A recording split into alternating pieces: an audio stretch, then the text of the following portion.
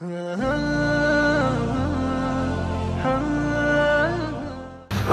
لله وكفى وسلام على عباده الذين اصطفى أما بعد فأعوذ بالله من الشيطان الرجيم بسم الله الرحمن الرحيم ما يفعل الله بعذابكم إن شكرتم وآمنتم سبحان ربك رب العزة عما يصفون وسلام على المرسلين والحمد لله رب العالمين اللهم صل على سيدنا محمد وعلى آل سيدنا محمد وبارك وسلم اللهم صل على سيدنا محمد وعلى آل سيدنا محمد وبارك وسلم اللهم صل على سيدنا محمد وعلى آل سيدنا محمد وبارك وسلم. اللہ رب العزت نے انسانوں کو پیدا فرمایا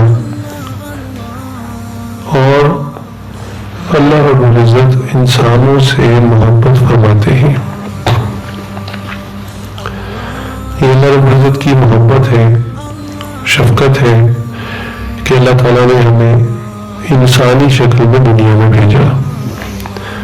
اللہ چاہتے تو ہمیں کوئی پرندہ بنا دیتے، کوئی جانور بنا دیتے، سمندر کی کوئی مخلوق بنا دیتے. ہمارے اندر کوئی خاصیت نہیں تھی، کوئی خوبی نہیں تھی کہ اللہ رب العزت نے ہمیں انسان پیدا فرمایا. اس سے بڑا احسان اللہ رب العزت نے ہم پر مزید یہ فرمایا کہ ہمیں انسانوں میں بھی نبی اکرم صلی اللہ علیہ وسلم کی امت میں سے پیدا فرمایا. اللہ چاہتے تو ہمیں یہودیوں کے زمانے میں پیدا فرما دیتے، عیسائیوں کے زمانے میں پیدا فرما دیتے، تو اللہ رب العزت نے ہمیں امت محمدیہ صلی اللہ علیہ وسلم میں پیدا فرمایا. اللہ رب العزت کا مزید احسان یہ کہ اللہ تعالیٰ نے ہمیں امت محمدیہ میں مسلمان گھرانے میں پیدا فرمایا. آج کے دور میں بھی بچے پیدا ہوتے ہیں یہودیوں کے گھر میں، ہندوؤں کے گھر میں، عیسائیوں کے گھر میں، حتیٰ کہ دہریوں کے گھر میں. اب ان بچوں کا کوئی قصور نہیں اور ہمارے اندر کوئی خوبی نہیں، بس یہ اللہ کی حکمت ہے، اللہ کی تقسیم ہے، اللہ کی چاہت ہے. اور ہم کہیں گے اللہ کا فضل ہے کہ اللہ رب العزت نے ہمیں مسلمانوں کے گھرانے میں پیدا فرما دیا. ہم جب پیدا ہوئے تو ایک کان میں اذان دے دی گئی، ایک کان میں اقامت کہہ دی گئی. اب صرف ہماری نماز یعنی نماز جنازہ باقی ہے، تو گویا یہ بھی ہمیں اشارہ دے دیا گیا کہ جیسے اذان ہو جاتی ہے، اقامت ہو جاتی ہے، اس کے بعد نماز پڑھنے میں صرف چند منٹ باقی ہوتے ہیں. تو گویا پیدا ہونے سے لے کر مرتے دم تک دنیا کی یہ زندگی صرف چند منٹ ہے. اس کو اللہ رب العزت کی منشا کے مطابق گزارنا. ہمیں اپنے گھر میں اپنی والدہ کی گود میں ایمان کی نعمت ملی، اسلامی تعلیمات ملی. اگر ہم کسی اور مذہب والے کے گھر پیدا ہوتے تو یقیناً وہ ہمیں اپنی تعلیم دیتا. جیسا کہ حدیث مبارکہ میں آتا ہے کہ ہر بچہ فطرت اسلام پر پیدا ہوتا ہے، پھر اس کے ماں باپ اس کو عیسائی، یہودی، نصرانی بنا دیتے ہیں. تو یقیناً اگر ہم کسی اور گھرانے میں کسی اور مذہب والے کے یہاں پیدا ہوتے تو وہ ہمیں بچپن سے عیسائیت کی تعلیم دیتا، یہودیت کی تعلیم دیتا، بدھ مت کی تعلیم دیتا، تو ہمارا ذہن، ہماری اٹھان ویسی ہوتی. اور بڑے ہونے کے بعد، جوان ہونے کے بعد پھر دین اسلام کو پسند کرنا، سلیکٹ کرنا، اس کی حقانیت کو معلوم کرنا، اس پر یقین رکھنا، یہ ہمارے لیے انتہائی مشکل کام تھا. لیکن اللہ رب العزت نے فضل فرمایا کہ ہمیں شروع سے ایسا اسلامی گھرانہ ملا کہ بچپن سے ہماری اٹھان اور ہماری تربیت اسلامی تعلیمات کے مطابق کی گئی. تو یہ سب کے سب اللہ رب العزت کے ان گنت احسانات ہیں جن کو ہم کبھی گن بھی نہیں سکتے. اگر بیٹھ کے سوچنا شروع کریں تو ہمارے جسم کے اندر اللہ رب العزت نے جو نعمتیں ہمیں عطا کی ہیں ان سب میں بڑی نعمت یہ ایمان کی نعمت ہے. اب یہ نعمت اللہ تعالیٰ نے ہمیں عطا فرمائی ہے. اب اللہ نے تو اپنی محبت کا اظہار کر دیا. اللہ کی محبت میں تو نہ پہلے کمی تھی نہ اب کمی ہے. اب ہماری باری ہے کہ ہم اللہ سے محبت کر کے دکھائیں. اللہ کو تو اتنی محبت ہے, اتنی شفقت اللہ نے کر دی.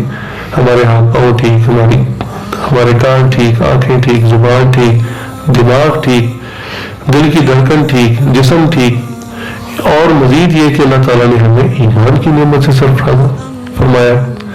تو یہ ایمان کی نعمت تمام باقی نعمتوں سے بڑھ کر ہے.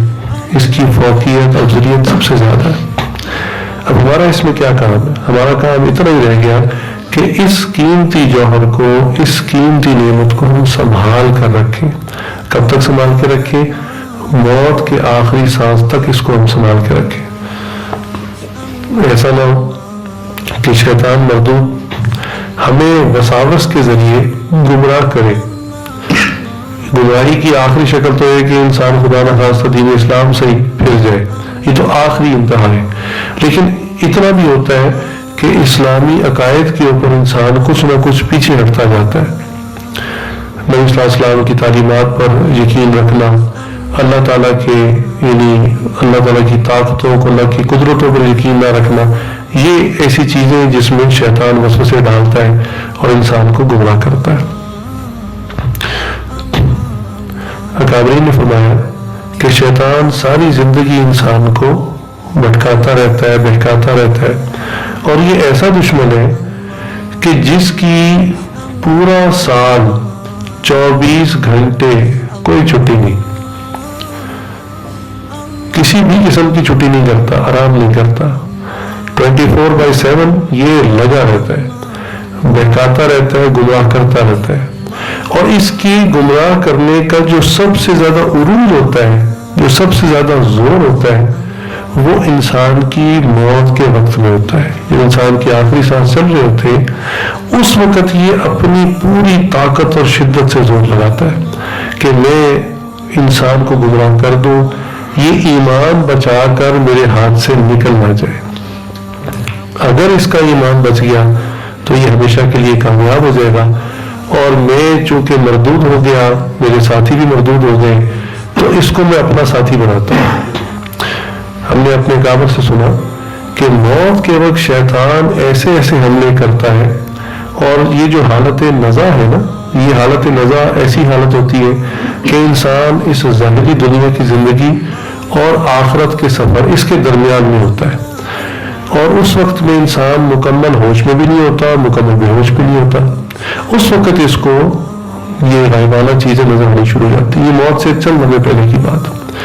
تو ہم نے یہاں تک سنا کہ بعض کا شیطان ایسا بھی دھوکہ دیتا ہے کہ اپنے خاندان کے وہ لوگ جو پہلے فوت ہو چکے, یعنی کسی کے والد فوت ہو چکے, کسی کی والدہ فوت ہو چکی, تو اپنے جو قریبی محبت والے مرحومین ہیں ان کی شکل میں یہ شیطان آتا ہے, اور اس کو کہتا ہے مرنے والے کو کہ دیکھو تم تو ابھی اس جہان کی طرف جا رہے ہو.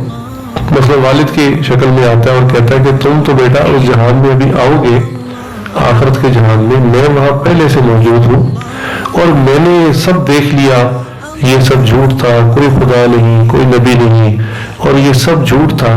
تو تم جو ہو یہ عیسائیت کی تعلیمات قبول کر لو, یہ دین حق ہے, یا تم یہودیت کی تعلیم کو قبول کر لو, یہ دین حق ہے.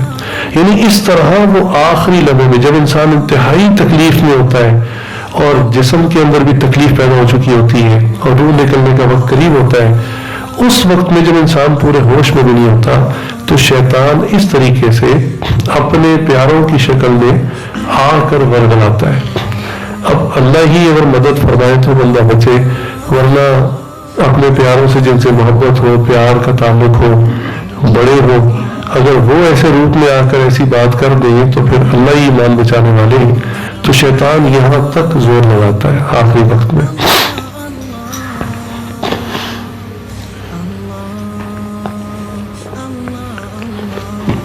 اسی لیے ہمارے قابل فرماتے ہیں کہ جس بندے نے اپنی زندگی میں ہر ایک کی محبت کو دل سے نکال دیا، صرف ایک اللہ کی محبت کو دل میں بسا لیا، اب شیطان جس مرضی کے روپ میں آ جائے تو وہ اپنا زور نہیں لگا سکے گا، چونکہ اللہ کی محبت ساری محبتوں سے غالب ہوگی۔ اب دل میں بیوی کی محبت ہو یا اولاد کی محبت ہو یا اپنے والد کی محبت، والدہ کی محبت، وہ کہ جائز محبت ہے، لیکن اللہ کی محبت سے بڑی بھی نہ ہو، اللہ کی محبت سے نیچے ہو، تو پھر انسان اس وقت میں یعنی اپنے ایمان پر مضبوط رہتا ہے، قائم رہتا ہے، ورنہ تو شیطان انسان کو اگلا دیتا ہے۔ یہ ہمارا ٹیسٹ ہے، یہ ہمارا مشن ہے، یہ ہمارا گول ہے، اسی کو پرپز آف لائف کہتے ہیں۔ بھائی ہم پوچھتے ہیں کہ ہمارا کیا مقصد ہے دنیا میں آنے کا، کیا فائدہ ہمیں یہاں آنے کا، ہم کیا کرنے آئے ہیں؟ تو یہ اتنی سی بات کہ اللہ تعالیٰ نے آدھے سے زیادہ کام تو ہمارا کر دیا، وہ یہ کہ ہمیں مسلمان گھرانے میں پیدا فرما دیا۔ اور خدا نہ خواستہ ہم کفار کے گھر میں پیدا ہوتے تو ہمیں بہت مشقت کرنی پڑتی، اور ہمارے سامنے جو لوگ دین اسلام میں یعنی کنورٹ ہو کر آتے ہیں ان کے لیے اتنا مجاہدہ ہوتا ہے۔ سب سے پہلی بات تو جو پرانا مذہب یعنی آبائی مذہب ہوتا ہے اس کو چھوڑنا ہی کام ہوتا ہے۔ ظاہر بات ہے انسان اپنے بڑوں کا ریفرنس لیتا ہے کہ میرے بڑے اسی طرح کرتے رہے، وہ مثلا عیسائی تھے، عیسائیت کی تعلیم دیتے رہے، میں بچپن سے گرجے جاتا رہا۔ اب اس سب کو چھوڑنا یہ بہت مشکل کام ہوتا ہے۔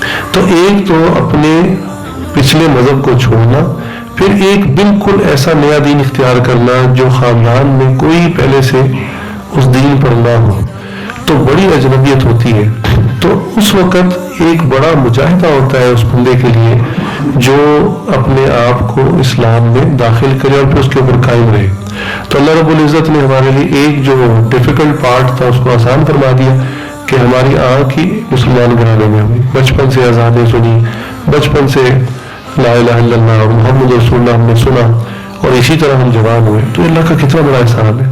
اب ہم نے اس ایمان کو بچا کر لے کر جانا ہے، ایسی حالت میں جانا ہے کہ ہم اس ایمان کو ساتھ لے کر جائیں۔ چنانچہ شیطان ساری زندگی بہکاتا رہتا ہے، لیکن یہ وسوسے، یہ بہکاوے گناہ کی حد تک ہوتے ہیں۔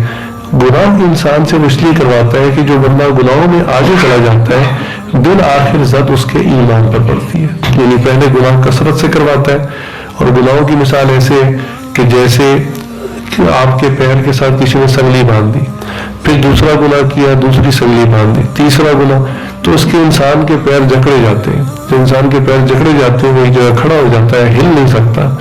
اس وقت پھر یہ اگلے حملے کرتا ہے کہ تم نے اتنے گناہ کر لیے، تم نے جانے جہنم میں، تو چلو اب چھوڑو اس زندگی کو، نیکی تقویٰ والی کو، اب تم گناہ ہی کرو، اب تو تمہارے لیے صرف عذاب ہی عذاب لکھا ہے۔ اس طرح وہ آہستہ آہستہ ذہن سازی کرتے کرتے انسان سے بالآخر بڑے بڑے گناہ کبیرہ کروا کے بالکل ہی یعنی ایمان سے فارغ کر دیتا ہے۔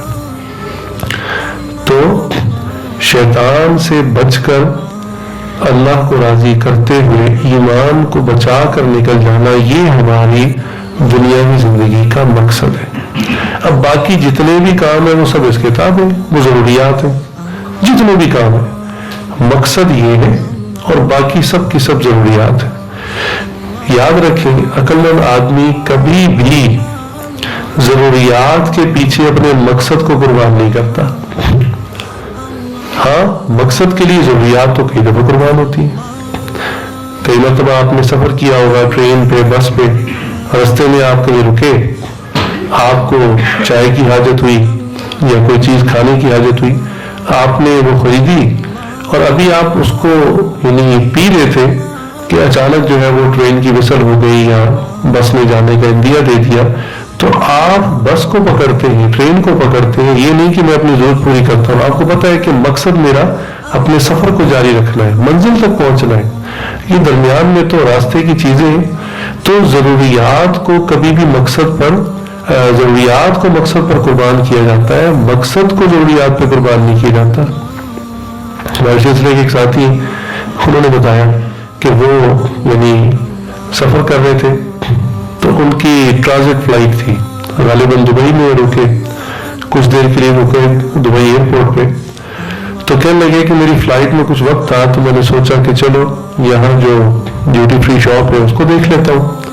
तो कह लगे मैं वो जो दुकानों में गया और चीज़ों को देखना शुरू किया तो मुझे बिल्कुल वक्त का एहसास ही ना रहा। हत्ता कि मुझे ख्याल आया कि मैं एक मोबाइल फ़ोन अपनी वाइफ के लिए खरीद लेता हूँ। तो कहने लगे मैंने एक दो फ़ोन देखने शुरू किए, मॉडल देखने शुरू किए और मैं उसी के अंदर गुम हो गया, मुझे वक्त का एहसास ही ना रहा। हत्ता कि मैंने एक फ़ोन सिलेक्ट किया, उसकी पेमेंट की और जब लेकर मैं अपने लाउंज में पहुंचा तो पता चला मेरी फ्लाइट तो जा चुकी है। तो कहने लगे कि हजरत वाकई हमने ये बात सुनी हुई थी लेकिन अमली तौर पे मैंने उसको देखा कि मैंने वाकई जो मेरा मकसद था उसको मैंने एक छोटी सी ज़रूरत के ऊपर कुर्बान कर दिया। हालांकि ज़रूरियात को कुर्बान किया जाता है, मकसद को कुर्बान नहीं किया जाता। तो अब जब हमें ये बात समझ में आ रही कि हमारा ज़िंदगी का मकसद अल्लाह को राज़ी करना, ईमान को बचा कर लेकर जाना है, तो अब हमारे लिए यानी एक चीज़ वाज़ेह होगी कि रास्ता क्लियर हो गया, हमें जाना किधर है। बात का इंसान को यही नहीं पता होता कि जाना किधर है। अब अगर आपके पास अच्छी सवारी हो और सवारी के अंदर पेट्रोल भी पूरा हो, इंजन भी ठीक हो, सब कुछ ठीक हो, लेकिन आपको पता ही ना हो कि मैंने जाना किधर है, तो आप कभी भी मंजिल पे नहीं पहुंच सकेंगे। तो आपको मंजिल का पता हो, रास्ते का पता हो, आप चलना शुरू करेंगे, इंशाल्लाह मंजिल पे पहुंच जाएंगे। तो इसी तरह जब हमें ये पता चल गया कि हमारी जिंदगी का मकसद अल्लाह को राजी करना, अपने ईमान को बचाना है, तो हमें समझे कि जिंदगी का मिशन और मकसद पता चल गया। अब हमें पता चला कि ये मकसद है, इसके अलावा जो कुछ भी है वो सब जरूरियात है। अब चाहे वो कोई दुनियावी तालीम है, अब चाहे वो कोई दुकान है, अब चाहे वो कोई फैक्ट्री है, अब चाहे वो कोई नौकरी है, वो सब की सब जरूरियात है। इसी तरह जो घर का लेना, घर के अंदर की जरूरियात, ये सब जरूरियात है, मकसद नहीं है। तो जब बंदे को मकसद पता चल जाता है तो इंसान मकसद के ऊपर फोकस्ड हो जाता है और अपनी जरूरियात को कुर्बान करता चला जाता है। ये तो उसूल है कि जरूरियात को हमेशा मकसद पर कुर्बान किया जाता है। और शैतान ऐसा दुश्मन है जो सारी जिंदगी पीछे लगा रहता है और हमेशा नकद चीज को आगे करता है। वो कहता है देखो जो चीज अभी मिल रही है तुम इसको लो, तुम वादों पर यकीन क्यों करते हो कि सब्र करोगे, बर्दाश्त करोगे, जन्नत मिलेगी, ये नेमत मिलेगी, वो नेमत मिलेगी, ये तो नेमतें तुम्हारे सामने पड़ी हैं। तुम बेवकूफ हो के इन नेमतों को छोड़कर वो जो गायब की नेमतें उनके पीछे पड़े हुए। तो ये शैतान का धोखा होता है। तो इसलिए बंदे को चाहिए कि मकसद हमेशा अपना याद रखे और उस मकसद के रास्ते में जो भी जरूरत है उसको कुर्बान करता चला जाए। हाँ, अल्लाह ने फजल फरमाया, ऐसा भी नहीं है कि अल्लाह ने फरमाया तुम खाना नहीं खा सकते, अल्लाह ने ये नहीं फरमाया कि तुम फल नहीं खा सकते, अल्लाह ने ये नहीं फरमाया कि तुम मशरूबात नहीं पी सकते, अल्लाह ने ये नहीं फरमाया कि तुम पानी नहीं पी सकते, अल्लाह ने ये नहीं फरमाया कि तुम अच्छा लिबास नहीं पहन सकते, अच्छी सवारी नहीं रख सकते। अल्लाह रब्बुल इज़्ज़त ने तो हमारी शरीयत जो हमें अता की इतनी खूबसूरत शरीयत है कि इसके अंदर रहते हुए हम अपनी सारी ज़रूरियात बल्कि ख्वाहिशात भी जायज़ दर्जे में पूरी कर सकते हैं। जो बंदा शरीयत के हुस्न को पहचान लेता है उसकी तो दुनिया भी जन्नत बन जाती है। और ये जो है मांगा भी गया, रब्बना आतिना फिद दुनिया हसना व फिल आखिरति हसना व क़िना अज़ाबन्नार। तो दुनिया का बेहतर होना, आसान होना, खूबसूरत होना, ये तो हदीस में मसनून दुआ में मांगा गया है। तो ये सोचना कि जी नेक लोग या दीनदार लोग या शरीयत बताने वाले हमारी यानी सहूलत को, हमारी अय्याशी को, हमारे यानी मज़े की चीज़ों को हमसे छुड़ाते, इनको पता नहीं क्या तकलीफ है। हालांकि अगर हमें दोस्त और दुश्मन की पहचान हो जाए हकीकत में कि कौन सा हमारा दोस्त है, कौन सा हमारा दुश्मन है, कौन हमारे मकसद में हमारे साथ है, कौन हमें सपोर्ट कर रहा है, तो हमारी आंखें खुल जाए। हम हर बंदे को फिर उसी नज़र से देखा करें। ये याद रखें कि जो नासे होता है, नसीहत करने वाला, वो ज़ाहिरन बुरा लगता है, चाहे शेख की शक्ल में हो, वालिद की शक्ल में हो, चाहे किसी दोस्त की शक्ल में हो, वालिदा की शक्ल में हो, तो नसीहत करने वाला हमेशा बुरा लगता है। लेकिन आखिरत के एतबार से आपका दोस्त होता है कि आपके मिशन में, आपके मकसद में आपको सपोर्ट कर रहा होता है, आपको याद दहानी करवा रहा होता है, बार बार अपने मकसद की तरफ लेकर जाता है। और अगर जो ऐसे दोस्त या ऐसे वाकफकार जो आपको मकसद से हटाकर ज़रूरियात और फजूलियात के अंदर आपकी वक्त गुजारी करवाए, तो ये हकीकत में आपके दोस्त नहीं है, हकीकत के एतबार से ये आपके दुश्मन है। تو اس لیے انسان کو اپنے دوستوں کی اور دشمنوں کی بھی پہچان ہونی چاہیے. جب انسان کو یہ پہچان نہیں ہوتی تو انسان اپنا وقت ضائع کر بیٹھتا ہے. جن کو دوست سمجھ رہا ہوتا ہے ان کے ساتھ ساری زندگی گزارتا ہے, انہی کے مشورے پہ عمل کرتا ہے. اور جس کو نصیحت کرنے والے کو انسان دشمن سمجھ رہا ہوتا ہے, اس کی بات کو نہ توجہ سے سنتا ہے, نہ اس پر عمل کرنے کا ارادہ کرتا ہے, اور نہ اس زندگی کو اختیار کرتا ہے. ایک نوجوان فوت ہو رہا تھا, تو اس کے والد نے اس کو بہت چونکہ پڑھایا لکھایا اور بہت اس نے یعنی پی ایچ ڈی اور اس لیول کی ڈگریز حاصل کی. تو جب وہ بچہ بیمار ہو گیا, زیادہ فوت ہو رہا تھا, بالکل نوجوان لڑکا تھا, تو اس نے والد کو کوئی ایسی بات کہی کہ اس کے بعد بچے کا انتقال ہو گیا. تو والد بہت روتا تھا, یعنی جنازے کے وقت بہت رویا, پھر یعنی دفنانے کے وقت بہت رویا, اس کے بعد بھی بہت روتا رہا. لوگ اس کو صبر تلقین کرتے رہے کہ اللہ کی مرضی ہے, ٹھیک ہے جوان بیٹا گیا لیکن اللہ سے راضی رہے. تو وہ بہت روتا تھا. تو اس سے کسی نے پوچھا کہ آخر آپ اتنا کیوں روتے ہیں؟ اس نے کہا کہ دیکھیں, ایک تو بچے کے جانے کا غم ہے, وہ تو اپنی جگہ, لیکن میرے اس جوان بیٹے نے مرتے وقت مجھے ایسی بات کہی کہ اس بات کو یاد کر کے میں روتا ہوں, مجھے وہ بات نہیں بھولتی. تو اس نے پوچھا کہ اس نے کیا کہا؟ اس نے کہا کہ میرا بچہ جب یعنی آخری لمحات میں تھا, بستر پہ تھا, تو اس نے کہا کہ ابا جی آپ نے مجھے بچپن سے اسکول میں ڈالا, اسکول پڑھایا, پھر جب میں اسکول سے فارغ ہوا آپ نے اچھے کالج میں ڈالا, پھر وہاں سے میں یعنی آگے آپ نے کہا کہ آپ نے مثال انجینئرنگ کرنی, میڈیکل کی, جو آپ نے کہا میں نے اس یونیورسٹی میں داخلہ لیا, میں نے محنت کی, پڑھائی کی, اور وہ ساری ڈگری حاصل کر لی جو آپ نے مجھے کہی تھی. لیکن اب بتائیے ابا جی, اب جس سفر پہ میں جا رہا ہوں, میری موت کے آثار قریب ہیں, آپ بتائیے کہ ان ڈگریوں میں سے کون سی ڈگری میری آخرت میں کام آئے گی؟ مجھے آخرت کا تو پتہ ہی کچھ نہیں ہے, میں نے کبھی نماز کا اہتمام نہیں کیا, آپ نے مجھے کبھی اس کے لیے نہیں ڈانٹا, جب میں اسکول کے لیے نہیں اٹھتا تھا آپ مجھے ڈانٹتے تھے, سختی کرتے تھے, حتیٰ کہ مارتے بھی تھے. اگر میرا کبھی اسکول کا کالج کا رزلٹ اچھا نہیں آتا تھا آپ سختی کرتے تھے, لیکن میں کبھی نماز نہیں پڑھتا تھا, آپ کبھی مجھ سے نہیں پوچھتے تھے. میں کبھی اگر غلط کام کرتا دوستوں کے ساتھ جا کر, آپ کبھی اس پر مجھے برا بھلا نہیں کرتے تھے, نہیں کہتے تھے. تو اب میں جس راستے پر جا رہا ہوں اور جس دنیا میں جا رہا ہوں, وہاں یہ ڈگریاں, یہ P H D, M phil میرے کس کام کا ہے؟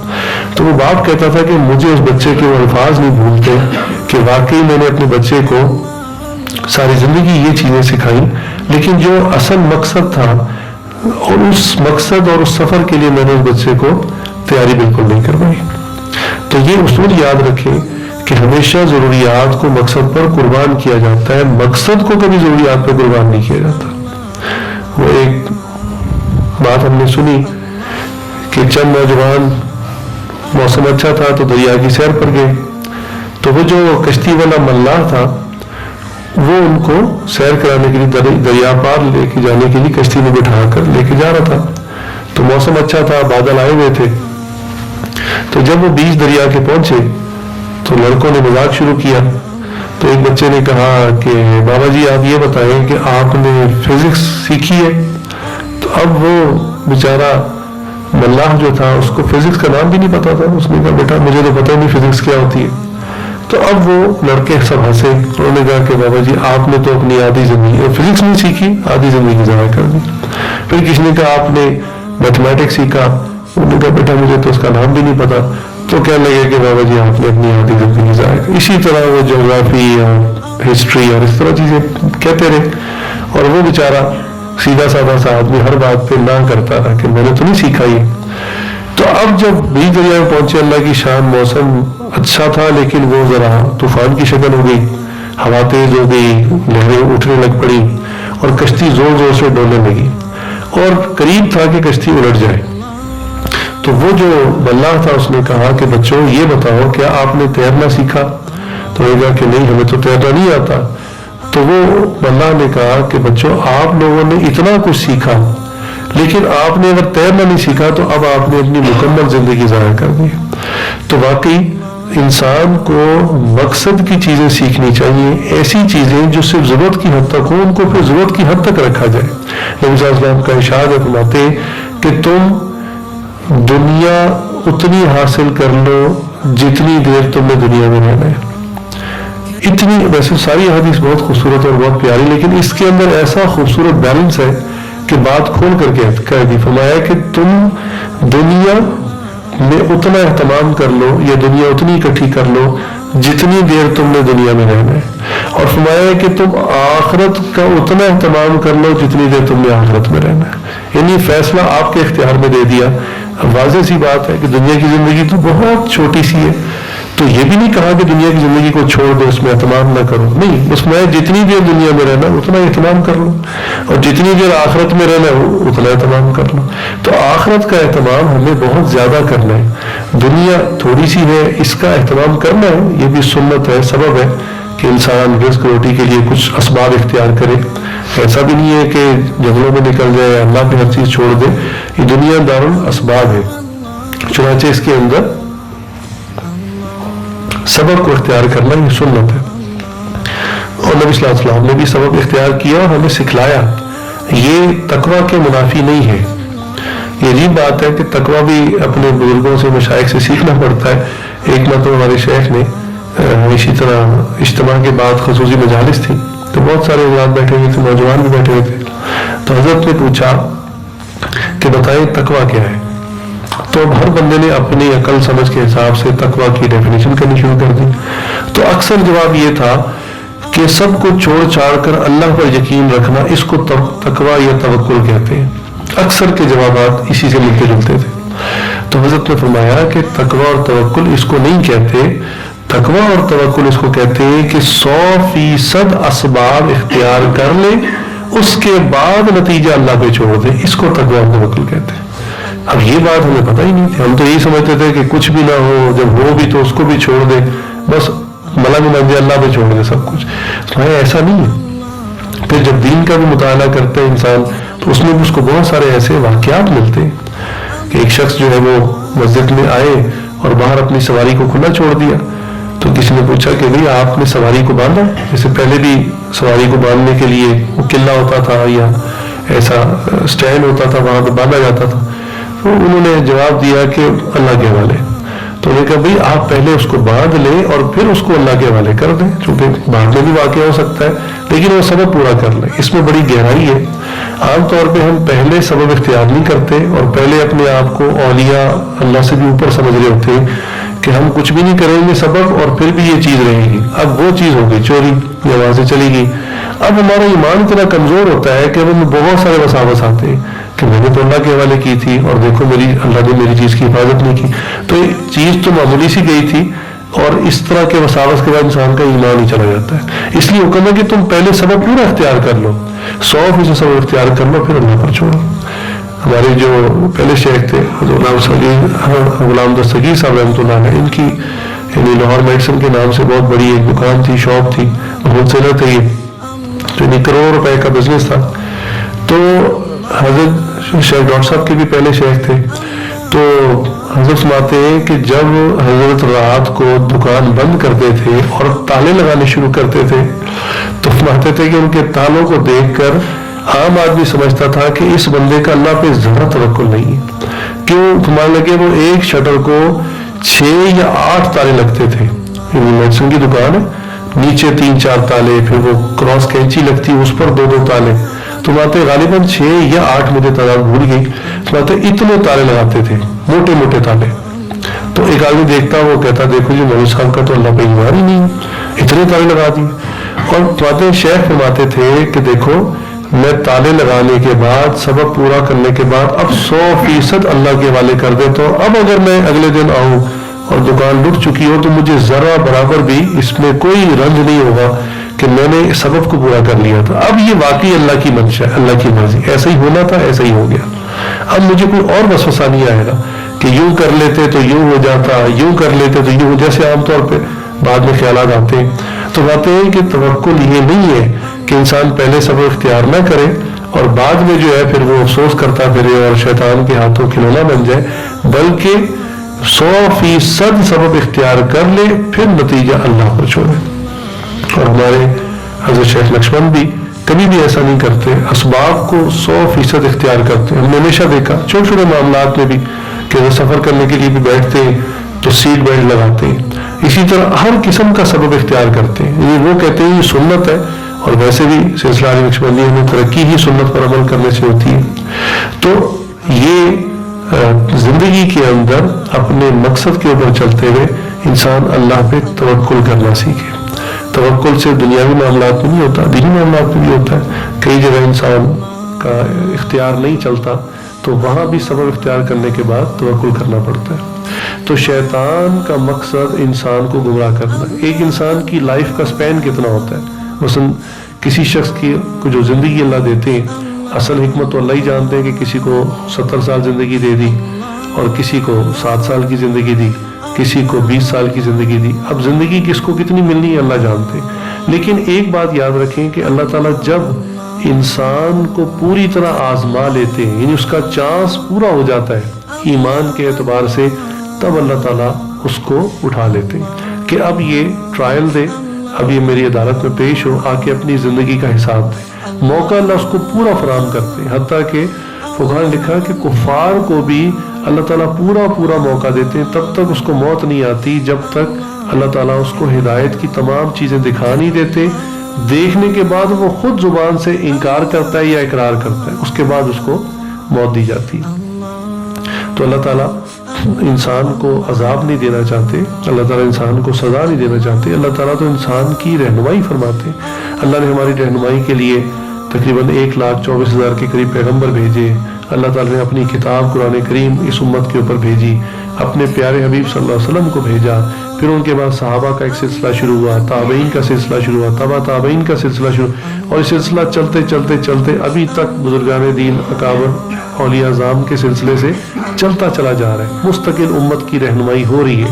تو اللہ چاہتے ہیں کہ بندہ سیدھے راستے کو پہچانے اور اس کے اوپر پھر چلنا شروع کر دے. بعض اوقات یہ بھی حضرت غلام سگی صاحب رحمۃ اللہ فرمایا کرتے تھے کہ بعض اوقات ہم تصوف کی بڑی باتیں کرتے ہیں, لیکن عمل ہمارا بالکل بنیادی فرائض پہ بھی نہیں ہوتا. تو عمل سے انسان کو کامیابی ملتی ہے, عمل کرنا اصل ہے. یعنی بعض اوقات فرماتے ہیں ہم تو تجلیات کی اور اللہ تعالیٰ کے یعنی انوارات کی باتیں کر رہے ہوتے ہیں, اور حالت یہ ہوتی ہے کہ نماز 5 وقت کی باجماعت تک بھی رولا سے نہیں پڑھ رہے ہوتے, یا زندگی میں اور جو بعض حرام چیزیں ہیں وہ زندگی میں چل رہی ہوتی, ابھی وہ بھی نہیں نکلی ہوتی. تو فرماتے ہیں کہ تصوف کے اندر یہ بنیاد ہے, پہلے فرائض کو انسان پورا کرے, اس کے بعد اگلی چیزیں. اکثر اس عاجز کو بھی بعض فون کرتے ہیں لوگ یا میسج کرتے ہیں تو وظیفہ پوچھتے ہیں. تو ایک خاتون نے پچھلے دنوں رابطہ کیا کہ جی کوئی وظیفہ بتائیں فلاں معاملے کے لیے. تو ان کے حالات چونکہ اس عاجز کو معلوم تھے, انہوں نے پہلے لکھا تھا کہ نماز کی پابندی نہیں ہوتی. اس عاجز نے ان کو جواب دیا کہ میں آپ کو وہ وظیفہ نہ بتاؤں جو نبی صلی اللہ علیہ وسلم نے بتلایا ہے, اور یہ کہہ کہ میں نے اتنا ہی پیغام بھیجا. تو ان کا فوراً رپلائی آیا کہ جی مجھے وظیفہ ضرور بتائیں. میں نے کہا وہ آپ سے ہوگا نہیں, بڑا مشکل ہے. تو انہوں نے کہا نہیں آپ مجھے بتائیں میں کروں گی, اور بڑا رپلائی انہوں نے کیا. تو میں نے کہا دیکھ لیں وہ بڑا مشکل کام ہے, لیکن ہے اس سے رزق کی برکت آتی ہے اور زندگی بالکل. تو انہوں نے کہا کہ مجھے ضرور بتائیں. پھر میں نے ان کو لکھا کہ یہ 5 وقت کی جو فرض نماز ہے یہ وہ وظیفہ ہے جو نبی صلی اللہ علیہ وسلم نے بتلایا. میں آپ کو اس کے علاوہ اور کیا وظیفہ بتاؤں, کچھ بھی آپ کو پڑھنے کے لیے دوں گا تو وہ تو اس سے نیچے کی چیز ہے. یہ وظیفہ تو خود رسول اللہ صلی اللہ علیہ وسلم نے دیا ہے. تو نماز پہلے ہے, فرائض پہلے ہیں, بعد میں پھر یہ. ہاں جو بندہ فرائض کے اوپر عمل کر رہا ہو اور اس کے باوجود اس کو مسئلے ہوں تو پھر اس کو کوئی آیت بتانے سے یا درود بتانے سے اور چیزیں بتانے سے فائدہ ہوتا ہے. لیکن اگر اس کو ذکر اذکار باقی چیزیں تو دیں اور وہ فرض پہ ہی نہ ہو تو پھر اس کو کیا فائدہ حاصل ہوگا. یہ ایسا ہی ہے کہ ایک شخص یہ کہے کہ جی میں کھانا تو نہیں کھا سکتا, کھانا کھانا بڑا مشکل ہے, آپ مجھے ویسے کوئی سیرپ کو ٹونک دے دیں میں وہ پی لیا کروں گا.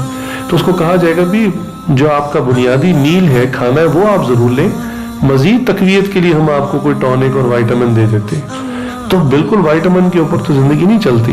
تو اسی طرح انسان جو مختلف ذکر اذکار ہیں یہ بہت فائدہ مند ہے اور انسان کو روحانی ترقی عطا کرتے ہیں, لیکن فرائض پہلے ہیں, بنیاد جو فرض ہیں وہ پہلے ہیں. تو یہ ساری بات کا خلاصہ یہ کہ اللہ تعالیٰ نے ہمیں دنیا میں جو بھیجا, ہمیں جو چانس دیا, ہمیں جو موقع دیا, وہ اسی لیے ہے کہ ہم اپنا خاتمے کی فکر میں لگ جائیں, ہمارا خاتمہ اچھا ہو جائے. دین اسلام کے اندر ہمیشہ اختتام کے اوپر فیصلہ ہوتا ہے کہ اس کا اختتام کیسے ہوا. آپ دیکھ لیجئے ایک شخص اگر ابتدا میں مسلمان تھا, ساری زندگی مسلمان ہے, لیکن مرنے سے چند لمحے پہلے اگر اس نے دین اسلام کو خدا نخواستہ چھوڑ دیا، مرتد ہو گیا، آپ جانتے ہیں کہ مرتد کی سزا قتل ہے، تو مرتد ہو گیا اور اس کے بعد وہ مر گیا، تو اب وہ بھلے ساری زندگی مسلمانوں کے ساتھ رہا لیکن اختتام اس کا یعنی کفار والا ہوا تو وہ کافروں کے حکم میں شمار ہوگا، اس کا جنازہ نہیں پڑھایا جائے گا، اس کو مسلمانوں کے قبرستان میں نہیں دفنایا جائے گا۔ بالفرض کوئی شخص خدا نخواستہ مرنے سے پہلے ایمان سے فارغ ہو گیا، لیکن اس کے برعکس دیکھ لیں کہ اگر کوئی شخص ساری زندگی کافر رہا لیکن مرنے سے کچھ عرصہ پہلے مسلمان ہو گیا اور کلمہ پڑھ لیا تو اب وہ مسلمان ہے، چاہے چند لمحے ہی پہلے اس نے کلمہ پڑھا اور وہ فوت ہوگا تو اس کو مسلمانوں کی طرح غسل دیا جائے گا اور مسلمانوں کے قبرستان میں دفن کیا جائے گا۔ تو سارا معاملہ اختتام کا ہے، اسی لیے ہمارے اکابر ہمیشہ اپنے انجام کے بارے میں ڈرتے رہتے تھے کہ ہمارا اختتام کیسے ہوگا۔ آج تو اللہ نے توفیق دی ہے، سنت کے مطابق لباس ہے، سنت کے مطابق چہرہ ہے، فرائض زندگی کے اندر ہے، اللہ اللہ بھی کر لیتے ہیں، لیکن نہ جانے موت کے وقت کیا حالت ہوگی۔ آپ اس طرح اندازہ کر لیں جیسے میں نے پہلے عرض کیا کہ موت کے خاص موت کے وقت میں حالت نزاع میں شیطان اپنا پورا زور لگاتا ہے۔ اس کا اندازہ تھوڑا سا کرنے کے لیے کہ ہمارا اس وقت پھر کیا حال ہوگا، بس اللہ کا فضل ہی ہوگا، ورنہ دیکھ لیں نیند کو آدھی موت کہا گیا۔ نیند کے اندر جب انسان ہوتا ہے تو تقریباً موت کی آدھی شکل ہوتی ہے۔ اب نیند سے بیدار ہونا اور اللہ کا حکم پورا کرنا یہ اب ہر بندہ جانتا ہے کہ اس کے لیے آسان ہے یا مشکل۔ فجر کی نماز کو لے لیں کہ فجر کی نماز کا وقت ہو گیا اور ہماری نیند سے آنکھ کھل گئی، چاہے الارم سے کھل گئی، اذان سے کھل گئی، اب ہمیں اپنے آپ کو بستر سے اٹھانا ہے، لیکن عین اس وقت میں شیطان اپنا پورا زور لگا رہا ہوتا ہے کہ بستر گرم ہے، باہر ٹھنڈ ہے، چلو ٹھہر کے پڑھ لینا، بعد میں پڑھ لینا، مسجد جانا ضروری تو نہیں، باہر اتنی سردی ہے۔ تو شیطان اس وقت اپنا زور لگا رہا ہوتا ہے۔ تو آدھی نیند میں یعنی آدھی موت کی کیفیت میں ہم شیطان سے نہیں لڑ پاتے اگر بالفرض تو، اور نہیں فجر کے لیے اٹھ کر جاتے تو اس سے اس بات سے اندازہ کر لیں کہ موت کے وقت میں جو حقیقی موت، مکمل موت کی کیفیت ہوگی، اس وقت جب شیطان ہمارے ساتھ لڑے گا، ہمیں سمجھائے گا، اس وقت شیطان سے لڑنا کتنا مشکل کام ہوگا۔ جب ہم نیند کی کیفیت میں، آدھی نیند کی کیفیت میں شیطان سے نہیں لڑ پاتے تو موت تو یہ بڑی فکر کی بات ہے۔ تو ہوگا تو اللہ کا فضل ہی، اللہ ہی اپنا فضل فرمائیں گے، لیکن اس کے لیے انسان کی کچھ مشق بھی ہونی چاہیے۔ شیطان سے لڑنا، کوئی اپنے نفس کی مخالفت کرنا، اس کی عادت اگر زندگی میں ہوگی تو انشاءاللہ موت کے وقت بھی انسان کے لیے آسان ہو۔ جیسے آتا ہے کہ بھی جب تم سو کر اٹھو تو تم سب سے پہلے کلمہ پڑھو، یعنی شہادت دو، تاکہ جب قبر میں بھی تم اٹھو، فرشتے آئیں تم اٹھانے کے لیے تو تم کلمہ پڑھتے بھی اٹھو۔ تو جیسی انسان کی عادات ہوتی ہیں وہی انسان کے ساتھ پھر چلتی ہیں زندگی بھر اور زندگی کے بعد بھی۔ تو ساری بات کا خلاصہ یہ کہ ہمیں اللہ تعالیٰ نے جو دنیا کے اندر بھیجا اور مہلت دی، جو ٹائم دیا، وہ اسی موت کی تیاری کے لیے ہے، موت کے بعد والی اصل زندگی کے لیے۔ انسان ایک دفعہ تخلیق کر دیا گیا تو یہ کبھی ختم نہیں ہوگا، اس کو عارضی طور پہ موت آئے گی، اس کے بعد یا ہمیشہ جنت میں رہے گا یا ہمیشہ جہنم میں رہے گا۔ انسان کبھی ختم نہیں ہو سکتا، باقی مخلوقات ختم کر دی جائیں گی، انسان اور جنات جو ہیں اس کو اللہ تعالیٰ نے جب پیدا فرما دیا تو اس کا پھر فیصلہ آگے ہوگا اور اس کے ساتھ آگے معاملہ چلے گا۔ موت عارضی طور پر انسان کے اوپر طاری کر دی جائے گی، تو انسان کو چاہیے کہ اپنے اوپر سے غفلت کو اتارے۔ باتیں بہت سادہ ہوتی ہیں عمل کرنے کے اعتبار سے، اور انسان اگر عمل نہ کرنا چاہے تو گھنٹوں اس کو لیکچر دیا جائے، سمجھایا جائے، انسان عمل پر نہیں آتا۔ جس کے بعد دل میں اتر جائے وہ فوراً عمل پر آ جاتا ہے کہ ہاں بالکل ٹھیک ہے، اسی زندگی کی تیاری اسی زندگی میں رہتے ہوئے کرنی ہے، کوئی الگ سے وقت نہیں ملے گا۔ وہ جو ترتیب ہمارے ذہن میں ہوتی ہے 60-70 سال کی عمر میں مرنے والی، تو اگر جو اس عمر کے لوگ ہیں ہم ان کو دیکھ لیں، کیا اس عمر کے لوگ موت کی تیاری میں ہیں؟ سب کے سب الا ماشاءاللہ۔ جس کو فکر لگ گئی وہ 18 سال کی عمر میں بھی تیاری کر رہا ہے، جس کو فکر نہیں لگی وہ 80 سال کی عمر میں بھی غفلت کے اندر ہے۔ آپ نے بھی دیکھا ہوگا کہ اس عمر کے 70-80 سال کی عمر کے لوگ جوانوں کی طرح بال کالے کرتے ہیں، اور اب تو چونکہ مصنوعی سب چیزیں مل جاتی ہیں، دانت بھی لگوا لیتے ہیں اور چہرے پہ پارلر سے وہ بھی کروا لیتے ہیں، اور نوجوان لڑکوں والے لباس پہنتے ہیں اور شوق بھی ان کے ویسے ہی ہوتے ہیں۔ تو 70-80 سال میں پہنچ کر بھی انسان کی غفلت کی آنکھ نہیں کھلتی، اس کا تعلق ایج کے ساتھ نہیں ہے، عمر کے ساتھ نہیں ہے۔ تو بلکہ حدیث میں تو یہاں تک آتا ہے انسان جیسے جیسے بوڑھا ہوتا ہے اس کی خواہشات دنیا میں بڑھتی چلی جاتی ہیں. اس کی مثال ایسی جیسے درخت بوڑھا ہو جاتا ہے تو اس کی شاخیں اور زیادہ پھیل جاتی ہیں, یعنی اس کی روٹس اور گہرائی میں چلی جاتی ہیں, تو وہ اور زیادہ دنیا کے اندر جو ہے وہ مشغول ہو جاتا ہے اور دنیا سے محبت کرنے لگتا ہے اور جینے کی خواہش اس کو پیدا ہو جاتی ہے. تو اگر فکر آخرت پیدا ہو جائے تو 16 سال کی عمر میں, 18 سال کی عمر میں, 20 سال کی عمر میں انسان اپنی موت کی تیاری میں لگ جاتا ہے. اللہ کی طرف سے جب بلاوا آئے جیسے بھی آئے اللہ تعالیٰ حالت ایمان پر لے کر جائے. تو اب جو بالخصوص ہمارے ارد گرد حالات چل رہے ہیں دنیا کے, ان حالات کو دیکھتے ہوئے ہمیں ہر وقت ویسے بھی ہمیشہ تیاری رہنی چاہیے, لیکن بالخصوص جو اب حالات چل رہے ہیں پوری دنیا کے اندر, ان کو دیکھتے ہوئے ہمیں ہر وقت تیار رہنا چاہیے. کسی وقت بھی کسی بھی قسم کا معاملہ آ سکتا ہے, اور اللہ تعالیٰ تو عذاب نہیں دینا چاہتے. اللہ تعالیٰ نے خود فرمایا ما یفعل اللہ بعذابکم ان شکرتم و آمنتم, کہ اللہ تعالیٰ کو تمہیں سزا دے کر عذاب دے کر کیا ملے گا اگر تم ایمان لے آؤ اور اللہ کے شکر گزار بندے بن جاؤ. تو اللہ تعالیٰ کو ضرورت ہی نہیں عذاب دینے کی. جیسے والد بالفرض, والد اگر بچے کی کسی نافرمانی پر یا دنیا کے کسی معاملے میں ناکامی پر اگر اس کو مارتا ہے تو آپ بتائیں کہ بچے کو مارنے سے والد کو کیا ملتا ہے؟ کیا والد کو پیسے ملتے ہیں یا والد کو کوئی کہیں سے کوئی اور چیز ملتی ہے؟ والد کو تو افسوس ہی ہوتا ہے, مار کر بھی افسوس ہوتا ہے, لیکن انتہائی مجبوری میں اولاد کی تربیت کے لیے وہ ایسا معاملہ کر لیتا ہے. تو یہ آیت اللہ تعالیٰ نے جو فرمائی اس میں عجیب مضمون ہے کہ اللہ تعالیٰ کو کیا ملے گا تمہیں عذاب دے کر, اللہ کے ہاتھ کیا آئے گا تمہیں عذاب دے کر اگر تم اللہ کے شکر گزار بندے بن جاؤ, تم اللہ پر ایمان لے آؤ. اللہ تعالیٰ سے دعا ہے اللہ تعالیٰ ہم سب کے ایمان کی حفاظت فرمائے اور ہم سب کا خاتمہ بالایمان فرمائے. وآخر دعوانا الحمدللہ رب العالمین. کچھ دیر کے لیے ذکر کر لیں, سر کو جھکا لیں, آنکھوں کو بند کر لیں, دنیا اور جو کچھ دنیا میں ہے اس سے ہٹ کٹ کے اللہ رب العزت کی یاد میں ڈوب جائے.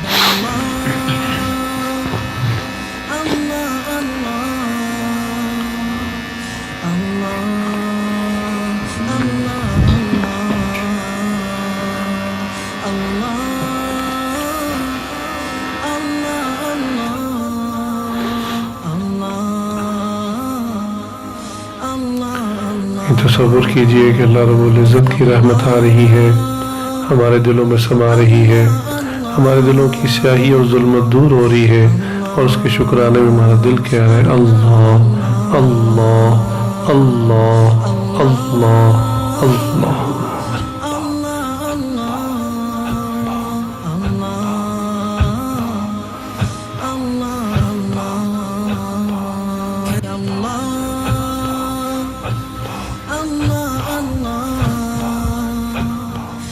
Allah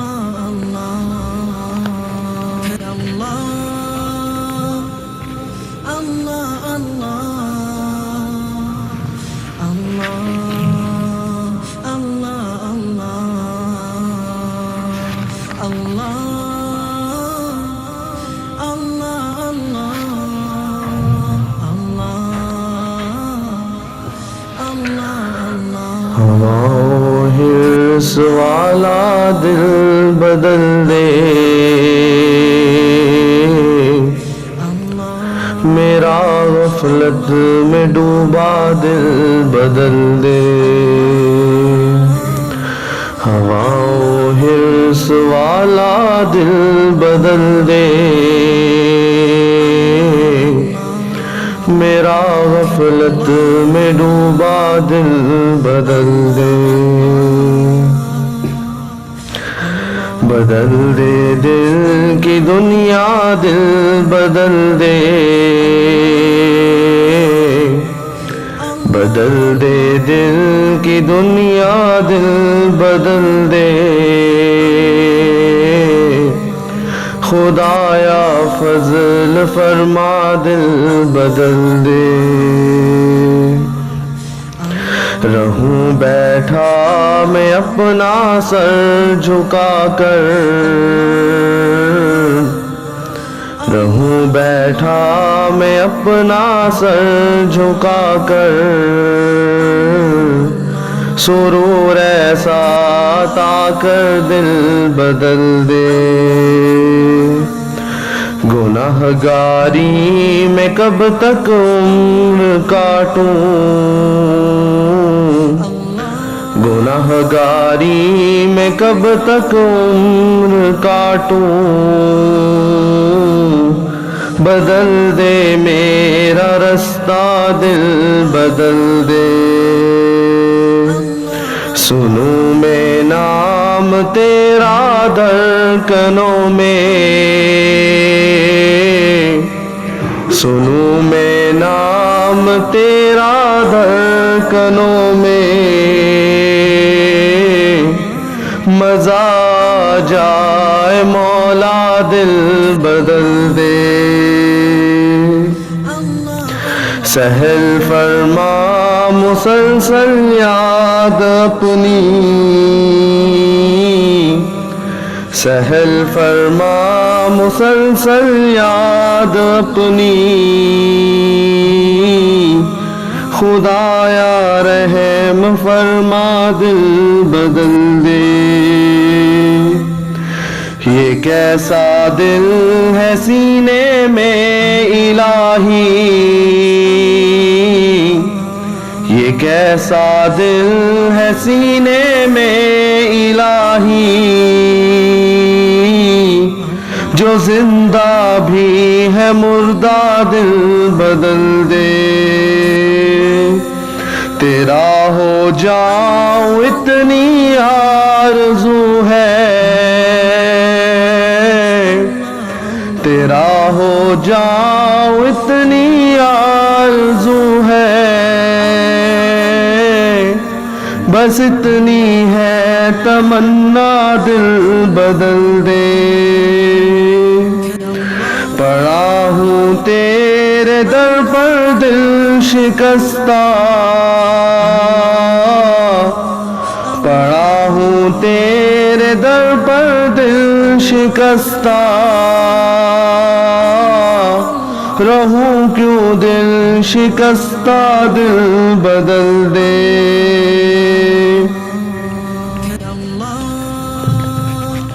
ہٹا لوں آنکھ اپنی ماں سوا سے، ہٹا لوں آنکھ اپنی ماں سوا سے، جیوں میں تیری خاطر دل بدل دے، میری فریاد سن لے میرے مولا، میری فریاد سن لے میرے مولا، بنا لے اپنا بندہ دل بدل دے، ہواؤں حرص والا دل بدل دے،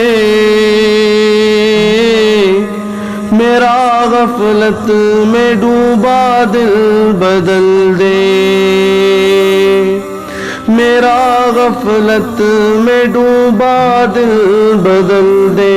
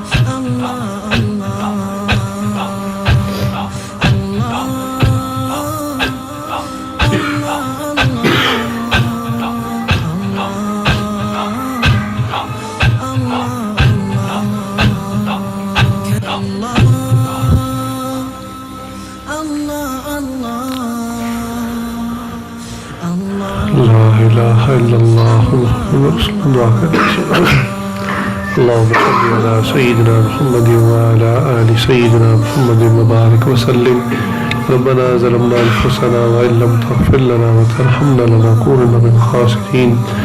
اے اللہ ہم آپ کے عاجز مسکین بندے اور بندیاں ہیں، ہمارے گناہوں کو معاف فرما، یا اللہ عیبوں کی پردہ پوشی فرما، یا اللہ جتنے گناہ آج تک کی انہیں معاف فرما، یا اللہ آئندہ نیکوکاری پرہیزگاری والی زندگی پر استقامت عطا فرما، یا اللہ وہ گناہ جو دن میں کیے جو راتوں میں کیے معاف فرما، یا اللہ وہ گناہ جو محفلوں میں بیٹھ کر کیے جو تنہائیوں میں کیے معاف فرما، یا اللہ وہ گناہ جو ہمیں یاد ہے اور جو ہم کر کے بھول گئے معاف فرما، یا اللہ بالخصوص گزشتہ مجلس سے اس مجلس کے درمیان ہم سے جتنے صغیرہ کبیرہ گناہ ہو گئے سب اپنے فضل و کرم سے معاف فرما دیجئے، یا اللہ آئندہ ایک سچی سچی ایمانی قرآنی اسلامی زندگی شروع کرنے کی توفیق عطا فرما دیجئے، یا اللہ آپ نے فضل فرمایا ہمیں مسلمان گھرانے میں پیدا فرما دیا، یا اللہ آپ نے ہمیں ایمان کی دولت سے مالا مال فرمایا، یا اللہ اب ہمیں ایک قیمتی دولت اپنے ساتھ قبر میں لے جانے کی توفیق عطا فرما، یا اللہ اس ایمان کی حفاظت کرنے کی توفیق عطا فرما،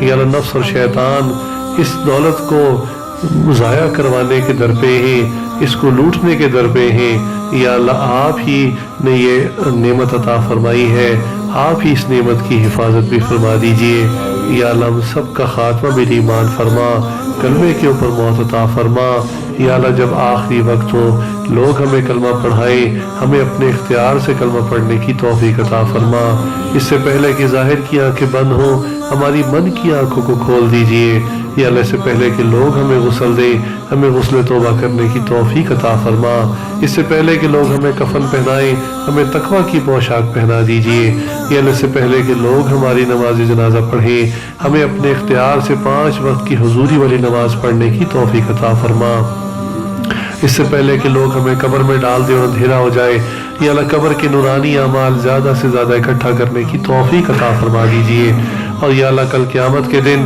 آپ سے اور آپ کے حبیب صلی اللہ علیہ وآلہ وسلم سے ناراضگی کے عالم میں ملاقات ہو، یا اللہ اپنے اور اپنے حبیب صلی اللہ علیہ وسلم کے رضا والے اعمال ہمیں کثرت کے ساتھ کرنے کی توفیق عطا فرما دیجئے، یا اللہ ہم پر آپ نے دنیا میں بھی فضل اور کرم فرما دیا، یا اللہ قبر کے اندر بھی اپنی رحمت نچھاور فرما دیجئے، یا اللہ میدان حشر کے مشکل وقت میں بھی اپنی رحمتوں کی چادر کے سائے تلے ہمیں جگہ عطا فرما دیجئے، پل صراط پہ بھی ہماری مدد فرما دیجئے، یا اللہ میزان عمل ترازو تلتے ہوئے بھی ہماری مدد، یا اللہ اپنی مدد شامل حال فرما دیجئے، اور یا اللہ حوض کوثر بھی اپنے فضل و کرم سے ہمیں عطا فرما دیجئے، اور یا اللہ اپنے فضل و کرم سے اپنے حبیب صلی اللہ علیہ وسلم کی جماعت کے ساتھ ہمیں جنت میں داخل ہونے کی توفیق عطا فرما دیجئے، یا اللہ ہمارے ایسے اعمال تو نہیں ہیں، یا اللہ آپ اپنے فضل و کرم سے وہ اعمال کرنے کی توفیق عطا فرما دیجئے،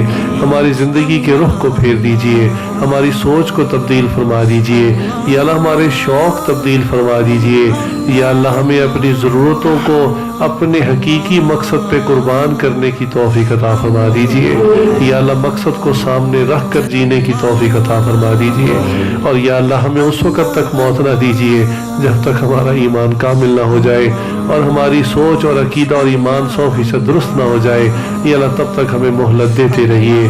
یا اللہ ہم آپ کے حبیب صلی اللہ علیہ وسلم کے امتی ہیں، یا اللہ ساری زندگی مسلمان کے لائے، نبی پاک صلی اللہ علیہ وسلم کے امتی کے لائے، یا اللہ آخرت میں بھی انہی کے ساتھ ہمارا انجام فرما دیجئے، انہی کی جماعت کے ساتھ ہمیں کھڑے ہونے کی توفیق عطا فرما دیجئے۔ یا اللہ ہم سب کی جو دنیاوی پریشانیاں ہیں، حاجتیں ہیں، اپنے فضل و کرم سے تمام حاجات کو پورا فرما دیجئے۔ پوری دنیا میں جہاں مسلمان پریشان حال ہیں وہاں ان کی پریشانیوں کو دور فرما دیجئے۔